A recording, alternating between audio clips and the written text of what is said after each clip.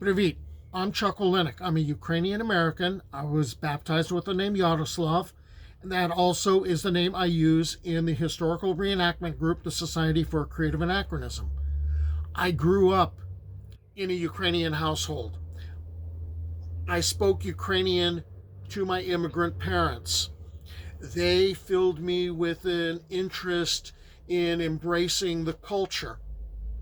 And one thing led to another. I ended up becoming a history teacher because of it. And I never stopped researching stuff that came from Eastern Europe. I got into the mythology and the folklore, and I did a bunch of research on that, and I want to be able to share that information. I figure, hey, this is the best way to do it. So, in previous videos in a series I call Tales of the Borderland, Ukraine, I covered early Kiev history. I also covered the 7 major gods and goddesses that were worshipped there before Christianity. And I started exploring the idea of the spirits in folklore. So in the previous video, I was taking a look at the Rusalka, who was a water spirit, and her sister water spirits, and hunting down the variations that exist in the different Slavic lands, because there is so much variation from one place to another. And, a common theme with the Rusalka, no matter where she was very much the seductress. She was able to lure men to their deaths, and the siren, all right? And, guys being dumb, they walk to their deaths. And I got into the thing of looking at also the male water spirits. They are nothing like the Rusalka. Okay, now we're getting into the male water spirits. First up on the list is the Vodyanoi. He can be called the water grandfather. If you're a Czech or a Slovak or a Pole, you may know the name as a vodnik. And this guy lives in deep pools, often by a mill. So he's kind of associated with millers, and we'll get to that because that's kind of a creepy connection. And he's said to be the spirit of an unclean male dead. So that fits with the whole suicide thing, unbaptized children, someone who dies without last rites, a sorcerer, and he's considered particularly malevolent. Basically, he's like luring swimmers into the water who have angered him with their boldness. Like, hey, what are you doing in my water, in my territory? And he's going to drown them. And there's a bunch of different descriptions of him. Okay, the reports of his appearance vary. Some tales say, okay, he's a naked old man, he's bloated and hairy, covered in slime or scales, or simply an old peasant who's got a green beard that turns white with the waning of the moon and then, turns green again at the new moon. Or you might see a human face, and there's paws instead of hands, outlandish big toes, long horns, tails, eyes like burning coals. He could resemble a tree trunk gliding across the surface of the water, aided by translucent wings, which I think might be a giveaway. It's also reported to be able to change into a fish. Well, that's not going to help identify him. And while he's living in his underwater home in the mill pond, he's got total control of the other water spirits and demons that live there. He may have a wife called Vodyanika. Sometimes the Vodyanois babies stray and get caught in nets. So if the fisherman is real cool and he's gentle and releases them, the Vodyanoi is going to promise the fisherman a good catch. And if not, he's going to drown. All right. Some legends say that the Vodyanoi has a herd of cattle up on dry land, and he goes and he tends them sometimes. And the way you recognize him is his clothes are wet and he leaves wet footprints wherever he goes. Others say, no, no, no. He keeps the cattle down in the mill pond in the water, and at night they go up on land and they graze. He also keeps bees. So farmers had to kind of placate him with take the first swarm, shove that in a bag, tie the bag shut, throw that in the mill pond. All right. If you're insulting him or boastful, you're going to drown. All right. Curbing your tongue isn't necessarily going to save you because the Vodyanoi is kind of capricious.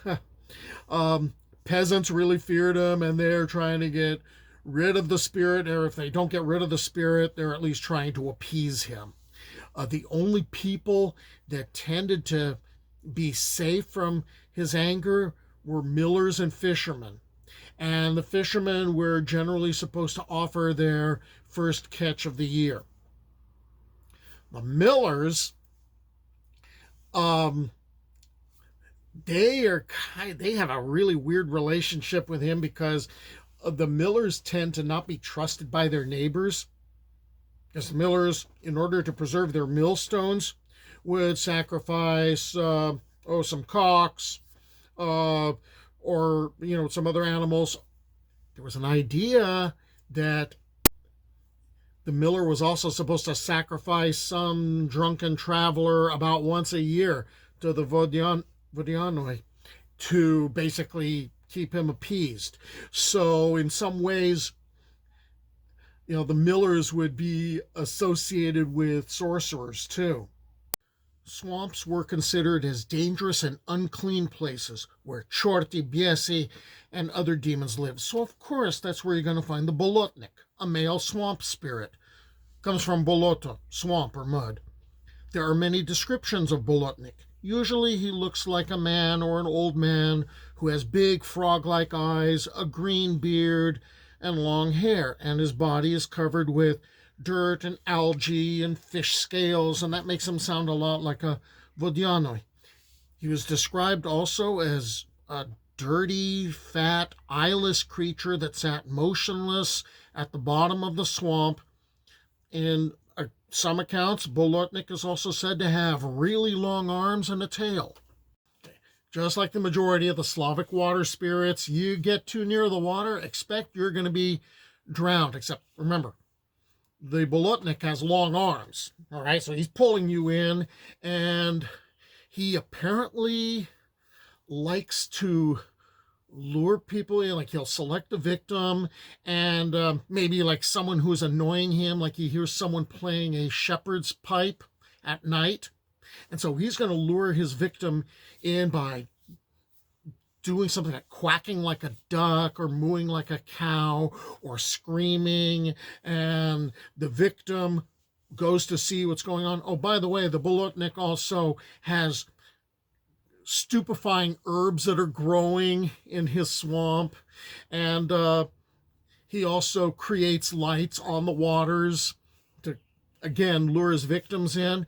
And when he gets a hold of you, he grabs you by your feet and he pulls you in real slowly and drags you into the depths. There's a Polish version, and what he does, he appears as a man who's like all black, and he's got a lantern in his hands, and he uses the light to lure you into the swamp.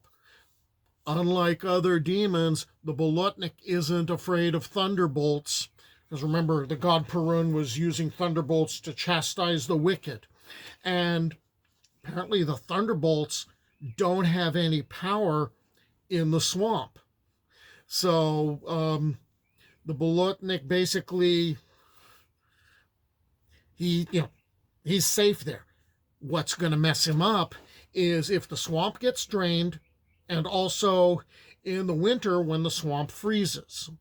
In the impenetrable forest bogs that are in Belarus, you have a lot of iron ore deposits. And so in Belarusian folklore, there it is, Zhelezny Chelovik, Iron Man, and he's associated with the Bolotnik.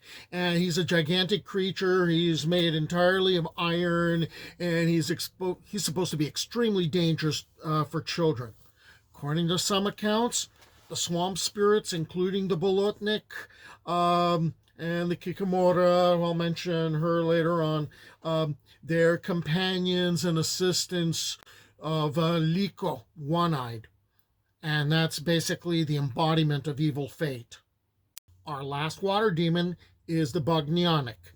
And basically akin to the Banik, who's like the bathhouse spirit, which we're going to cover when we deal with domestic spirits, except that this guy lives in the depths of lakes and rivers. And what makes him kind of disgusting is he can produce an oily substance from his nostrils. His nostrils aren't located here. They're between the eyes or on the forehead. And when this stuff shoots out, it's going to burn its victims.